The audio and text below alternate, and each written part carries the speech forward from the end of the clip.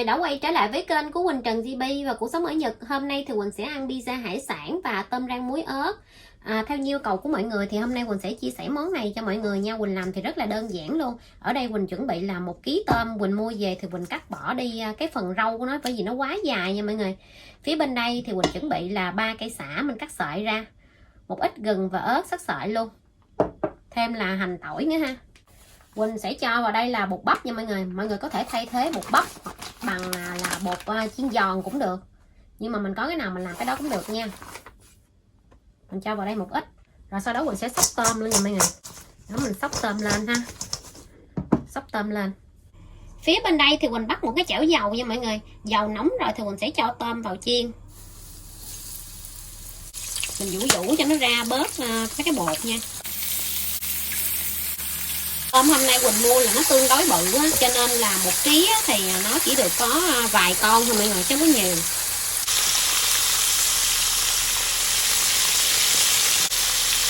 Khi mà Quỳnh chiên nó đã cứng lại như thế này và nó đã chuyển màu thì mình sẽ vớt ra luôn nha. Mình chiên lâu quá nó sẽ bị khô nha mọi người. Sau khi mà Quỳnh chiên tôm xong thì Quỳnh sẽ vớt bỏ bớt mấy cái phần bột ở trong cái dầu ra nha mọi người. Bây giờ thì Quỳnh sẽ cho là cái phần là gừng, ớt và sả vào Quỳnh chiên tiếp. Sả, gừng và ớt nó khô khô cháy cháy vàng vàng và Quỳnh sẽ tắt lửa luôn. Quỳnh sẽ vớt ra luôn. Phía bên đây thì Quỳnh sẽ bắt một cái chảo khác nha mọi người. Quỳnh cho vào đây là một ít bơ. Rồi sau đó Quỳnh sẽ cho là hành tỏi bằm vào luôn. Nó vàng rồi đó, mình tắt lửa luôn để cho hết cái phần số tôm để mình chiên vào bên trong cái chảo này nè. Tiếp đến là cái phần là sả, gừng và ớt. Hôm nay thì Quỳnh sẽ sử dụng muối ớt Tây Ninh này để Quỳnh bỏ vào bên trong cái tôm rang này của Quỳnh. Cho muối ớt vào. Mọi người có thể là sử dụng hạt lớn hay hạt nhỏ nha. Ở đây Quỳnh cho lộn xộn luôn.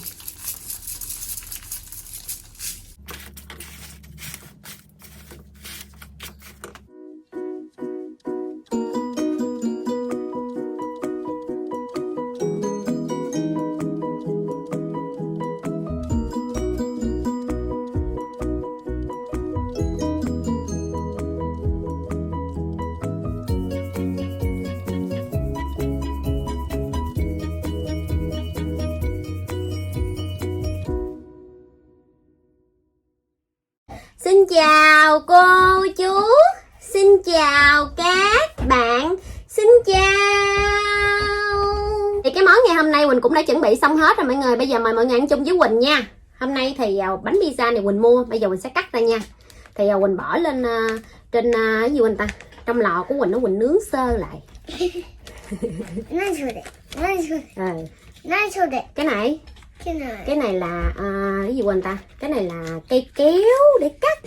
Thông thường đó thì Quỳnh mua người ta cái này giống thay da vậy đó, biết không? Đúng rồi. Thay dầu để gì đó. Nó thấy cái nào mà hả chạy vậy nè mọi người, giống như là cái bánh xe không, là nó khoái luôn. Cô đeo pizza đó. Trời ơi, Quỳnh cắt nó không có đứt mà. Hay là cái của Quỳnh nó lục quá. Mà cái này Quỳnh mới mua nha mọi người, mới mua á. Mình cắt không có chuyên nghiệp như người ta. Rồi Quỳnh cắt bên đây nè. Ok, một cái bên đây nữa nè. Ok. Đó. Rồi bên đây nữa nha. Mình quay bên này mình cắt bên này. Rồi ok. Ok rồi.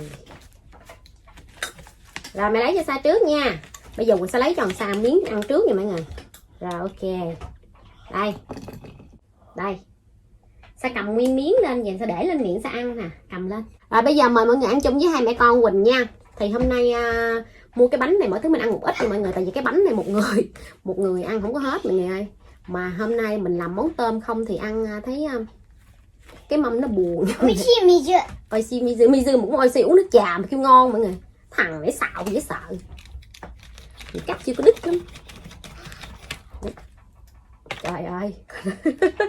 Ở nhà Quỳnh mua cái bánh này về mọi người là người ta chưa có nướng, xong mình bỏ vô trong máy Quỳnh mới nướng, nên bây giờ mình cắt cho nó hơi khó khăn mọi người. Thông thường thì mình mua mấy cái đồ mà người ta nướng sẵn rồi, mình về mình bỏ vô máy mình quay nhanh hơn. Hả? Ăn đi. Làm sao? Làm mình đứt chưa? Ăn không có. Hay là ăn tôm? 지금 うん。エビフライはピザに似てる。 Không, ăn lại đi. なんでなんでいらないのピザ Xin mời mọi người ăn chung với hai mẹ な con んで Quỳnh ピ nha. ザにいらない Sao không ăn, ăn cái nào? これでいらないの Đây, đây, đây, này. Rồi, rồi. Cầm cái đĩa. Ok. Nó mắc nghẹn con đó nha. Nó ăn con tôm bởi vậy mà.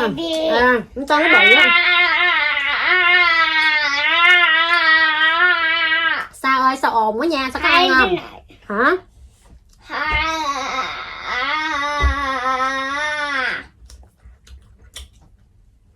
Nó ồn vậy mà ăn lại nó ồn vậy á. 入れないエビフライダメ Chứ ăn gì? 入れないの Con miếng này. 水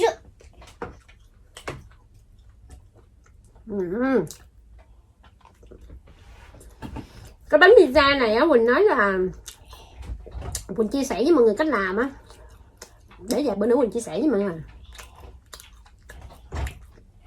Ở trong đây bỏ nhiều hải sản với lại rau, thịt, không phải thịt mà là nghêu nha mọi người, nghêu rồi bông cải, rồi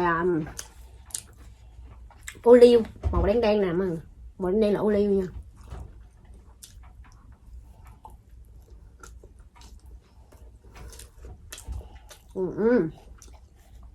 Thông thường á mà mình mua trong siêu thị á thì mình mua một cái vậy á thì người ta sẽ chia cho mình được là 2 vị, mà chỉ có những là chỗ nào mà mình mua là cái tiệm bánh pizza á, thì người ta sẽ bán cho mình là một hộp gì là 4 vị luôn.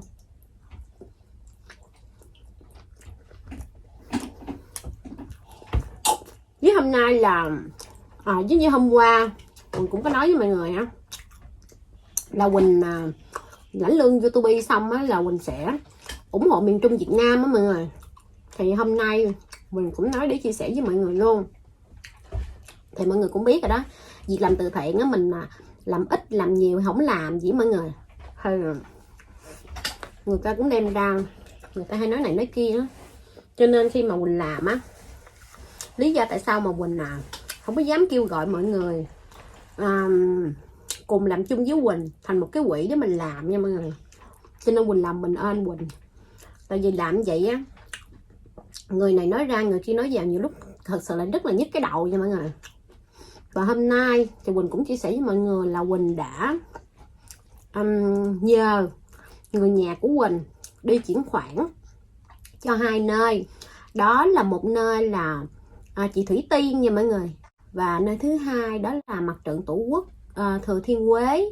Thì mỗi nơi Quỳnh ủng hộ 50 triệu tiền Việt Nam, thì của ít lòng nhiều nha mọi người. Cái lý do mà tại sao á Quỳnh ủng hộ Mặt trận Tổ quốc Thừa Thiên Huế là bởi vì là Mặt trận Tổ quốc Thừa Thiên Huế là cái nơi mà đại diện ở ngoài miền Trung nhận để mà cứu trợ đồng bào nha mọi người. Còn chị Thúy Tiên thì chị Thúy Tiên cũng đi cho tận nơi, thì đằng nào cũng sẽ đến dân hết.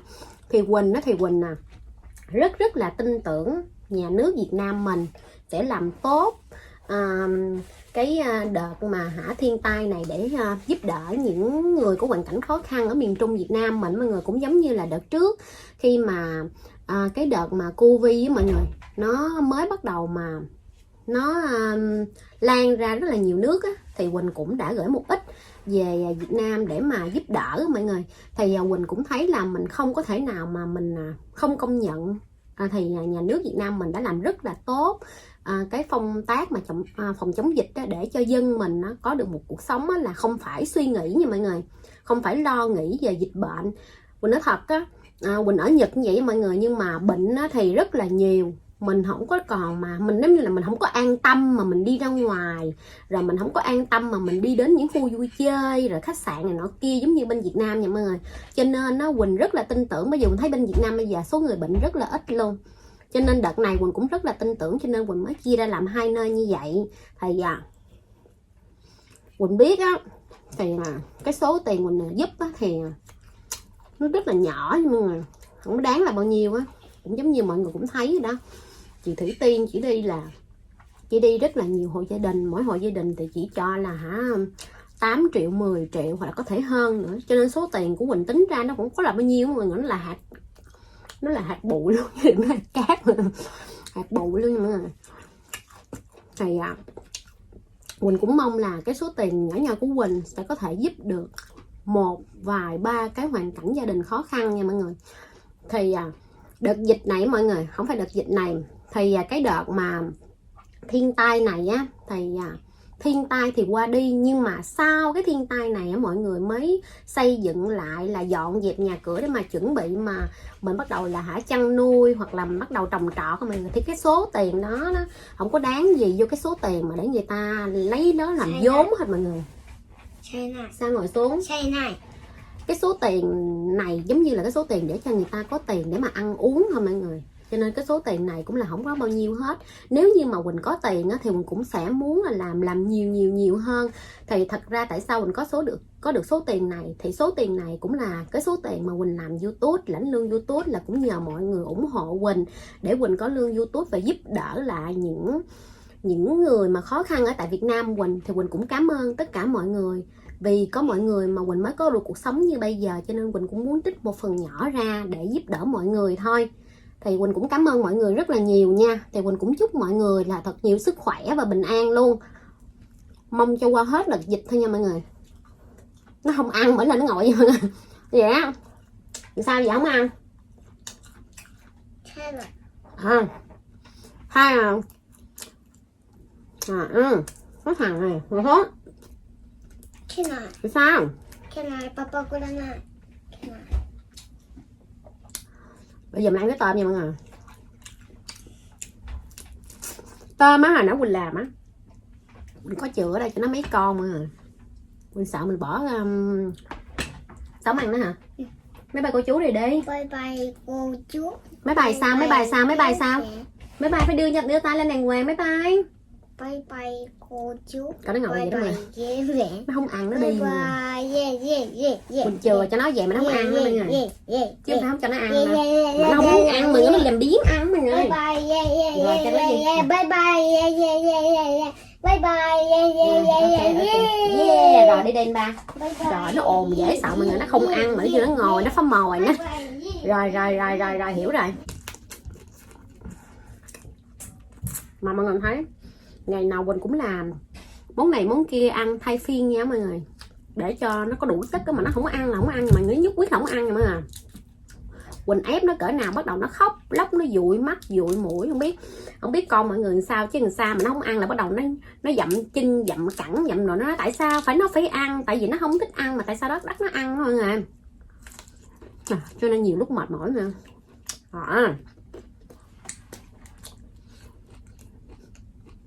Nó rất là thơm mùi bơ mà.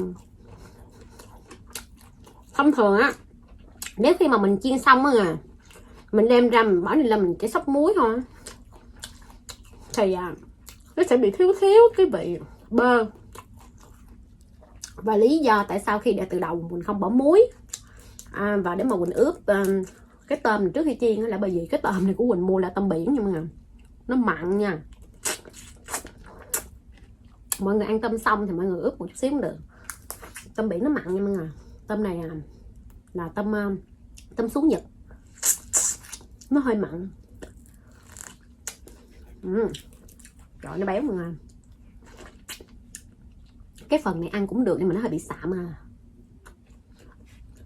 lâu lắm rồi mà Quỳnh mới làm lại cái tôm rang muối ớt nè. Quỳnh ăn tôm nó sơ lắm mọi người. Cái xả nó sơ lắm. Mình nhớ Quỳnh ăn cái món này ở bên Việt Nam mọi người, qua tới đây là hôm nay Quỳnh mới làm cái món tôm rang muối ớt. Tôm rang muối ớt lần đầu tiên chứ. Nó rất là dễ làm.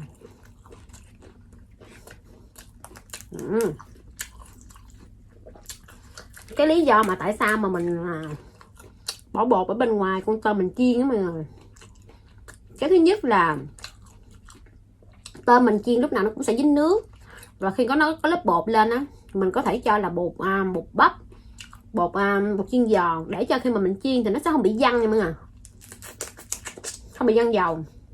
Với cái thứ hai nữa, nếu mà ăn liền á thì nó sẽ giòn. Thì mà có nhiều bạn ăn vỏ, có nhiều bạn thì tới đây sao không ăn vỏ nha mọi người.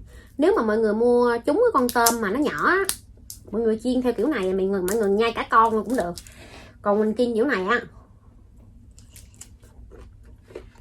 cái vỏ nó dày mà nhai chắc cái hàm lên 6 muối nữa. Ngon mà không?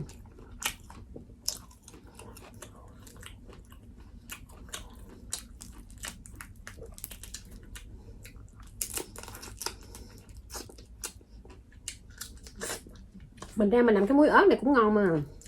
Cái vị nó không quá mặn nha, cái vị nó vừa. Với lại á, khi mà mình làm cái này mình phải chấp nhận nha, tại vì tôm nó còn nóng, rồi mình trộn cái muối này vô cho nên cái muối nó sẽ không có được giòn y như là cái muối mà mình dùng để không mình chấm trái cây nha. Nó cay. Cái ớt sợi sợi này của Quỳnh á là cái ớt Hàn Quốc đó mọi người, ở ngoài sân nhà Quỳnh á, cho Quỳnh cắt sợi sợi Quỳnh chiên lên mà nó vẫn còn cay mọi người, nó cay ghê thiệt. Quỳnh không dám xài nhiều á, lấy có 2 trái thôi, cắt ra phải đeo bộ tay cắt mà, cay dã man. Cái phần lớp vỏ thì thấy hơi mặn mặn. Trong cái thời gian mà mình lộn vậy á thì là mấy cái muối á, mình cầm á nó cũng dính vô trong phần thịt đó mọi người, cho nên ăn nó hơi mặn mặn. Thịt thì ngọt, ăn gì để ăn nữa. Chứ mà mấy cái món tôm cua ăn hoài không thấy ngán không thấy ngán nữa. Tại vì mình có thể là mình chế biến ra được rất là nhiều món nha. Thì mọi người cũng biết ra, mọi người coi cái kênh của Quỳnh á, cứ đảo qua đảo lại toàn là hải sản này hải sản kia, nhưng mà mình sẽ chế biến ra được rất là nhiều món. Cái hương vị nó sẽ khác nhau một chút nha mọi người. Thì đồ ăn nó cũng có nhiêu đó chứ không có cái nào mà nó đẻ thịt thêm nữa đâu. Cho nên thì mình mua tôm về mình không hấp, không xào, không nấu lẩu thì mình ăn sashimi, nó có nhiêu đó là mọi người, không có gì khác được nữa nè.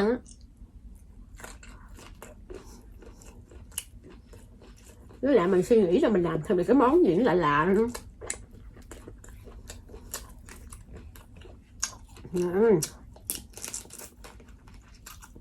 Cái thịt nó rất là chắc, nhưng mà cái phần đậu không có gì ăn.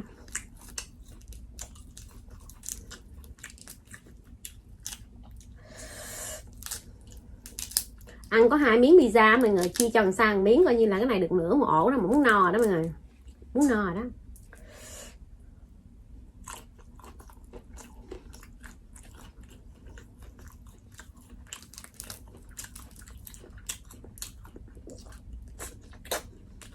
Tôm nãy giờ Quỳnh mua mắc nha mọi người. Tôm này hôm nay Quỳnh mua là nó cũng thuộc là loại tôm hơi lớn lớn, cho nên Quỳnh mua giá là 150 yên một con, có nghĩa là 30.000 tiền Việt Nam cho một con tôm mà. Tôm ở Nhật mắc đó mọi người. Chỉ có cái loại tôm mà tôm đỏ ăn sashimi với mình lột ra thì tôm nó rẻ thôi, nhưng mà tôm đó cũng phải theo mùa nó mới có nha, có mùa nó cũng không có mọi người. Nhưng mà cái tôm đó mọi người ăn sashimi á, lột cũng phê luôn, nó nhỏ chứ để nó nhiều á. Nên đó, nếu mà mình mua một dĩa đúng không, lột phê cô đơn nữa. Thì ngày hôm bữa có mua về làm mọi người, mà không mua nhiều, mua mấy trăm gram rồi ăn kèm món này món kia. Cái đậu đã mà.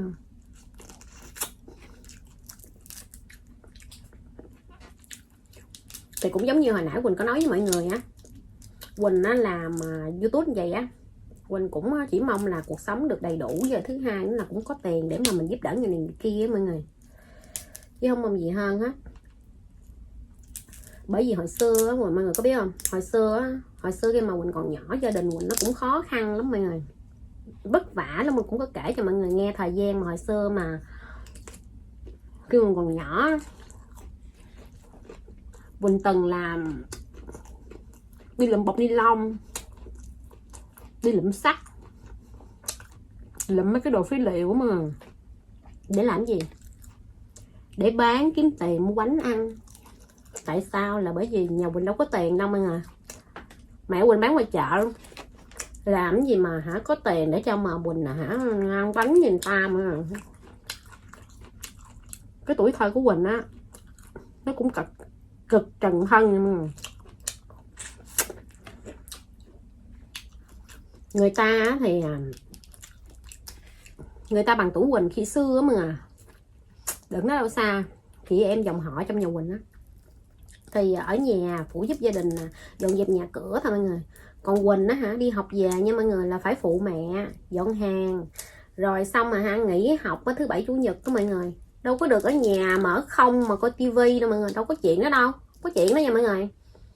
Phải lên chợ dọn hàng phụ mẹ buôn bán, không có được mà thời gian đi chơi hay gì mọi người. Lớn lên xíu mọi người, lâu lâu 8 thở 10 thầy mới được đi, mà đi á cũng phải về cho nhanh, tiền không có mà cũng đâu dám đi đâu làm gì. Bởi vậy Quỳnh thấu hiểu như có hoàn cảnh khó khăn giống như gia đình Quỳnh lúc trước mà.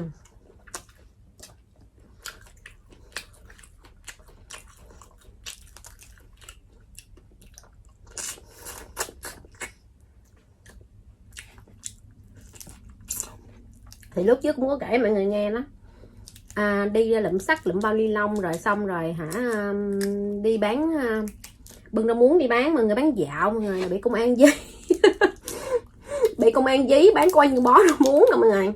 Phải đi ra chợ kiếm tiền phụ mẹ bán để kiếm tiền đóng tiền học đó mọi người. Trời ơi, bị công an dí gần chút chết. Cũng kể cho mọi người nghe hết á.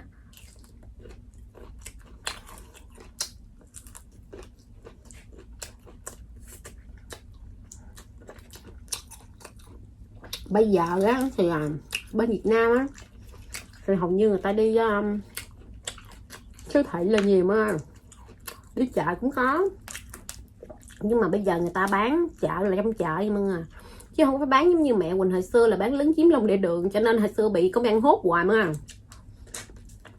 Mọi người đấy, bán ngoài đường thì ông đi qua bà đi lại thấy mình bán chỗ đó mỗi ngày thì người ta lại người ta mua nhanh nhanh người ta đi về mọi người. Còn vô chợ thì nó kẹt xe này nọ kia, cho nên người ta ngại vô, cho nên mẹ Quỳnh cứ đứng ngoài đường bán mọi người, để bán được hàng thì mình phải chấp nhận. Bởi vậy bị công an hốt hoài mọi người. Quỳnh nhỏ vậy bưng ra muốn đi bán mà công an còn không tha nữa mọi người, nó còn dí chạy vô nghĩa địa chạy vô nghĩa địa mà còn dí nó kiếm đó mọi người, mà kiếm không ra cái này kể rồi kể nữa mất công nó xàm nha mọi người, thôi không kể nữa, để nhớ cái chuyện gì đó rồi kể cho mọi người nghe.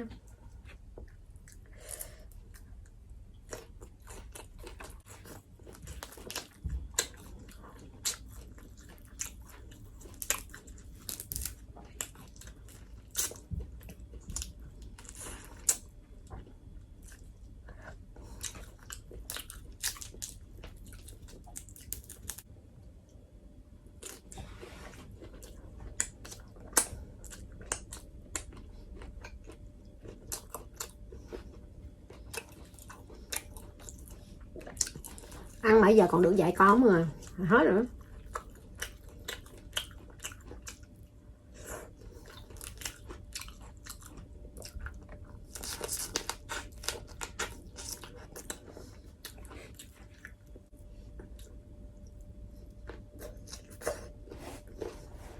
Ngưng rồi mọi người, no quá.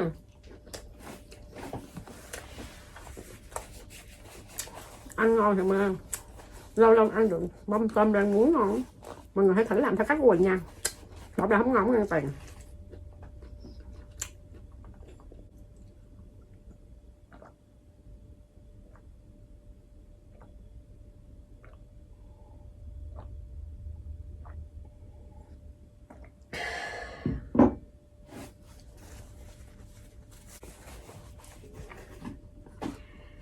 Thì cái video của Quỳnh đến đây cũng là sẽ kết thúc nha mọi người ơi. Quỳnh cảm ơn tất cả mọi người đã theo dõi hết cái video của Quỳnh. Nếu mọi người yêu thích cái kênh của Quỳnh đó, mọi người hãy bấm đăng ký, like, share, ủng hộ kênh giúp Quỳnh nha. Quỳnh hẹn gặp lại mọi người ở video vào ngày mai. Bye bye.